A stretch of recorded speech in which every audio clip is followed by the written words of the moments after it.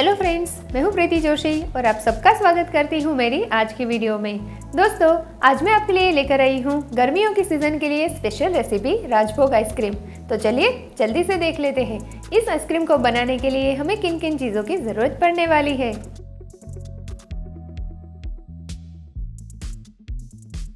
तो आइसक्रीम बनाने के लिए सबसे पहले यहाँ पे मैंने एक कढ़ाई चढ़ा दी है और उसमें मैं डाल रही हूँ दूध।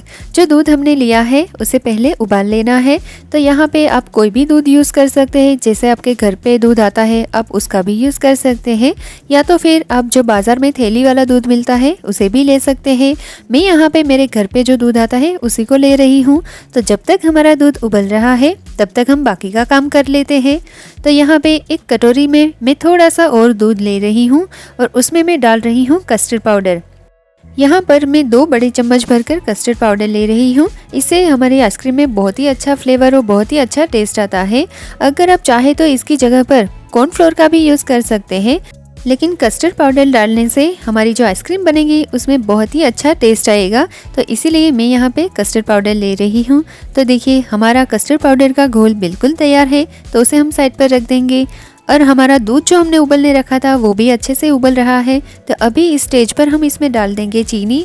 आप अपने टेस्ट के मुताबिक चीनी कम या ज़्यादा कर सकते हैं। मैं यहाँ पे 100 ग्राम चीनी डाल रही हूँ, लेकिन आप अगर ज़्यादा मीठा पसंद करते हैं तो आप चीनी की मात्रा यहाँ पे बढ़ा सकते हैं।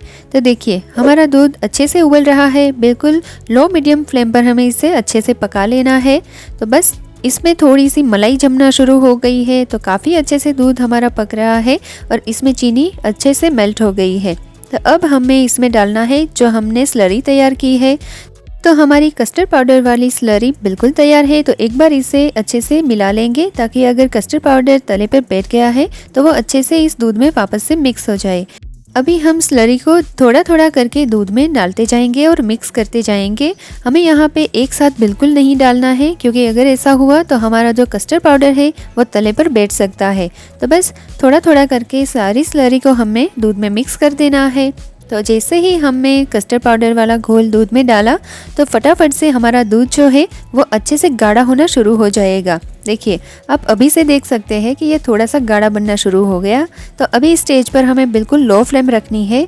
और अब यहाँ पे मैं इसमें डाल रही हूँ मिक्स ड्राई फ्रूट्स, जिसका मैंने पाउडर तैयार कर लिया है। आप चाहे तो इसे मिक्सी ग्राइंडर में भी पीस सकते हैं, या तो फिर मैंने इस तरह से कूट कर तैयार किया है ताकि इसमें थोड़े से दानेदार रहे, तो वो मुंह में आएंगे तो वो बहुत ही अच्छे लगते हैं।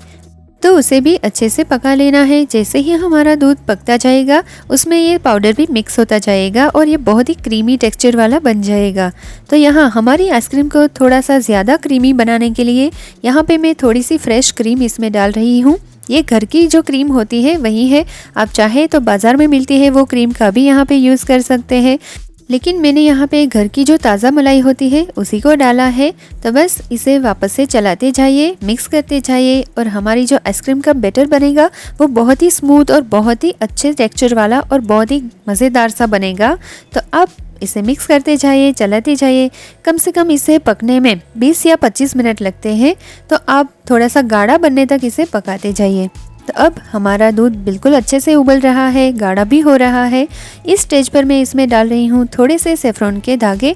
आप चाहे तो इसे थोड़े से दूध में पहले से ही भिगो कर रख सकते हैं और फिर इसे में डाल सकते हैं, लेकिन दूध अभी हमारा उबल रहा है तो उसी में मैंने ये सेफ्रॉन के धागे डाल दिए हैं। इसी के साथ हमारे दूध को हम अच्छे से पकाते जाएंगे और लगातार चलाते रहेंगे ताकि हमारा दूध तले पर बैठे नहीं। तो ये देखिए इसे पकाते हुए मुझे 25 मिनट हो गए हैं और ये बहुत ही गाढ़ा हो गया है, बहुत ही अच्छी क्रीमी कंसिस्टेंसी वाला हो गया है। तो बस ऐसा ही दूध हमें रखना है। तो हमारा आइसक्रीम का बैटर बिल्कुल तैयार है और इसे ऐसे ही हमें किचन काउंटर पर छोड़कर इसे ठंडा होने देना है। बिल्कुल रूम टेम्परेचर पर आने तक हम इसे ऐसे ही ठंडा होने देंगे। अभी हम इसको फ्रीज में बिल्कुल नहीं रखेंगे, ताकि हमारा जो दूध है वो बिल्कुल रूम टेम्परेचर पर आने तक इसे किचन काउंटर पर ही छोड़ना है। तो देखिए अभी यहाँ पे मैं एक ले रही हूँ कंटेनर, जिसमें हमने जो हमारी आइसक्रीम है उसका बैटर डालना है। तो आप कोई भी कंटेनर यूज़ कर सकते हैं। मेरे पास ये प्लास्टिक का डिब्बा था तो मैं इसमें डाल रही हूँ।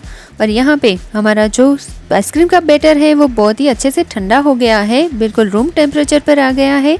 तो मैंने इस डिब्बे में इसे डाल लिया है। आप चाहे तो कोई स्टील का कंटेनर भी ले सकते हैं, या तो फिर कोई एयर टाइट कंटेनर ले लीजिए और इसे हमें इसके ऊपर आइस क्रिस्टल ना जमे उसके लिए इसे अच्छे से कवर कर देना है। तो इसे कवर करने के लिए आप किसी क्लिंग रैप का भी यूज़ कर सकते हैं या तो फिर आप फॉइल पेपर यूज़ कर सकते हैं। तो फिर इस तरह की प्लास्टिक की जो बैग होती है हमारे हर एक के घर में बहुत ही इजीली अवेलेबल होती है। तो आज मैं उसी से आपको बता रही हूँ कि किस तरह से आपको इसे कवर करना है। तो इसे मैंने थोड़े से स्क्वायर शेप में, बड़े शेप में काट लिया है। अब इसके ऊपर लीड लगाकर अच्छे से कवर कर देंगे और अब इसे जमने के लिए हमें फ्रीज़र में इसे रख देना है कम से कम 8 से 10 घंटे के लिए, या फिर आप इसे ओवरनाइट के लिए भी रख सकते हैं। तो बस यहाँ पे मैंने इसे ओवरनाइट के लिए रख दिया था फ्रीज़र में और देखते हैं हमारी आइसक्रीम कैसी जमी है। बहुत ही सावधानी के साथ हमें इसे उठा लेना है और जो हमने प्लास्टिक का बैग ऊपर रखा था जिसकी वजह से कोई एयर क्रिस्टल्स हमारी आइसक्रीम के ऊपर नहीं जमे हैं, आप देख सकते हैं अच्छे से हमारी आइसक्रीम जम गई है। तो अभी क्या करना है, जो मेन काम है आइसक्रीम को थोड़ा सा क्रीमी टेक्सचर देने के लिए हम इसे थोड़े से पार्ट्स में डिवाइड कर लेंगे, क्योंकि इसे हमें चर्न कर लेना है। अगर आपके पास कोई हैंड विस्कर है या तो फिर आप खास करके इलेक्ट्रिक विस्कर अगर आपके पास है तो आप उसे भी चर्न कर सकते हैं, लेकिन यहाँ पे अगर आपके पास वो नहीं है तो जिस तरह से मैं कर रही हूँ आज हम यूज़ करेंगे जो मिक्सी जार होता है, हम उसमें चर्न करेंगे। तो बहुत ही अच्छे से इसमें भी हमारा जो फ्लफ़ी वाला और क्रीमी टेक्सचर वाला आइसक्रीम का बैटर भी तैयार इसमें हम कर सकते हैं। तो जो आइसक्रीम हमने तैयार की है उसे इस मिक्सी जार में हम डाल देंगे और इसे अच्छे से चर्न कर लेंगे। तो सारी आइसक्रीम को हमें इस तरह से इसमें डाल देना है और अभी इसके साथ हमें और कोई भी चीज़ ऐड नहीं करनी है, ना ही इसमें दूध डालना है, ना ही इसमें कोई क्रीम डालनी है, क्योंकि सारी चीज़ों को हमने पहले से ही जो हमारा बैटर तैयार किया था उसमें डाल दी है। तो सारी जो आइसक्रीम हमने तैयार की थी वो सारी आइसक्रीम हमने मिक्सी जार में डाल दी है और अब इसे बंद कर देंगे और अच्छे से इसको 30 सेकंड के लिए हम मिक्सर ग्राइंडर में पीस लेंगे। तो बस बहुत ही फ्लफ़ी वाला हमारा जो ग्राइंडर में पीस कर जो हमारा मिक्सचर तैयार होगा ना, मैं आपको दिखा रही हूँ, ये बहुत ही अच्छे और क्रीमी टेक्सचर वाला बन जाएगा। और आप देख सकते हैं कि जो हमारा आइसक्रीम का बैटर था वो बहुत ही पहले से ज़्यादा क्रीमी हो गया है, वो थोड़ा सा फ्लफ़ी हो गया है। तो बस ऐसा ही क्रीमी टेक्सचर वाला हमें आइसक्रीम चाहिए। तो जो कंटेनर हमने पहले लिया था उसी कंटेनर में मैं इसे वापस डाल रही हूँ। इसके लिए कोई और डिब्बे की ज़रूरत नहीं है, आप उसी डिब्बे में वापस इसे डालकर जमा सकते हैं। जो आइसक्रीम हमने तैयार की है, जो बैटर अच्छे से हम वापस इसे तैयार कर लिया है, वह सारा बैटर मैं इस डिब्बे में वापस डाल रही हूँ। और अब इसे आप चाहे तो ऐसे ही जमाने के लिए रख सकते हैं या तो फिर इसे ज़्यादा अच्छा सा नटी फ्लेवर लाने के लिए, जिस तरह से हम आज राजभोग आइसक्रीम बना रहे हैं वो थोड़ा सा रिच होता है। तो यहाँ पे थोड़े से वापस ड्राई फ्रूट्स को कट करके मैंने इस हमारे जो आइसक्रीम का बैटर है उसमें डाल दिए हैं और अच्छे से इसे मिक्स कर लिया है। तो हमारा जो फ्लफ़ी वाला और क्रीमी वाला आइसक्रीम का बैटर तैयार हो गया है। तो अभी हम इसको इस तरह से कवर करके इसे जमने के लिए रख देंगे।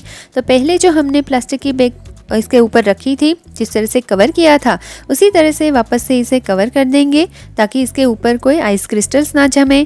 तो इसे अच्छे से इसके लीड को लगाकर कवर करके इसे आप 8 से 10 घंटे या फिर से ओवरनाइट के लिए रख सकते हैं। तो हमारी आइसक्रीम बहुत ही अच्छे से जम जाएगी।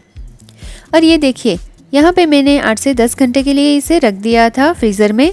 तो हमारी आइसक्रीम अब हम देखते हैं कि किस तरह से जमी है और कैसी तैयार हुई है।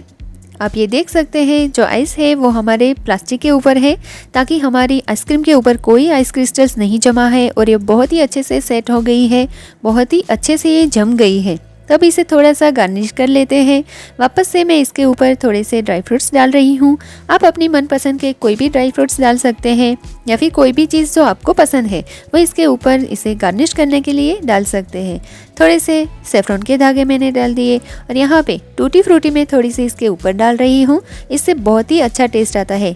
जब हम बाइट लेते हैं तो ये टूटी फ्रूटी का बहुत ही अच्छा टेस्ट आता है उस बाइट के साथ। तो हमारी आइसक्रीम बिल्कुल तैयार है। आप चाहे तो इसी तरह से इसे खा सकते हैं, लेकिन अगर आप चाहे तो जिस तरह से कटोरी में वो हम डालते हैं ना, तो उस तरह से आज मैं आपको दिखा रही हूँ। आपके पास अगर कोई आइसक्रीम निकालने के लिए स्कूप नहीं है तो कोई बात नहीं, हमारे घर में जो इस तरह की कड़छी होती है तो उस करछी को आप आइसक्रीम निकालने के लिए यूज़ कर सकते हैं। तो आज मैं आपको इस करछी से दिखाऊंगी कि आइसक्रीम कैसे हम निकाल सकते हैं। तो अगर आपको मैं एक बात ज़रूर बताना चाहूँगी कि आपको आइसक्रीम खानी है तो इसे फ्रीज़र में से 5 या 10 मिनट पहले बाहर निकाल लीजिए, ताकि जो आइसक्रीम है वो थोड़ी क्रीमी टेक्सचर में आ जाएगी। वो थोड़ी सी जमी हुई होती है ना, वो थोड़ी सी नॉर्मल टेम्परेचर में आने लगेगी, तो वो खाने में बहुत ही मज़ेदार लगती है। तो देखिए, बहुत ही इजीली हम इसे करछी के साथ भी निकाल सकते हैं। भाई आइसक्रीम खाने से मतलब है, चाहे हम जिससे भी निकालें। तो हमारी आइसक्रीम बिल्कुल तैयार है। तो मैं वापस इस पर थोड़े से कटे हुए ड्राई फ्रूट्स डाल रही हूँ, क्योंकि मुझे ड्राई फ्रूट्स वैसे पसंद है तो मैं इसीलिए इसमें डाल रही हूँ। वैसे हमारी आइसक्रीम बहुत ही रिच है, क्योंकि इसमें ड्राई फ्रूट्स का पाउडर हमने सबसे पहले डाला था, उसके बाद हमने कट किए हुए ड्राई फ्रूट्स भी डाल दिए हैं। तो ये बिल्कुल ऑप्शनल है, आप चाहे तो ऐसे ही खा सकते हैं, लेकिन मुझे थोड़े ड्राई फ्रूट्स और टूटी फ्रूटी पसंद है तो मैंने इसे वापस इस पर ऊपर डाल दिया है।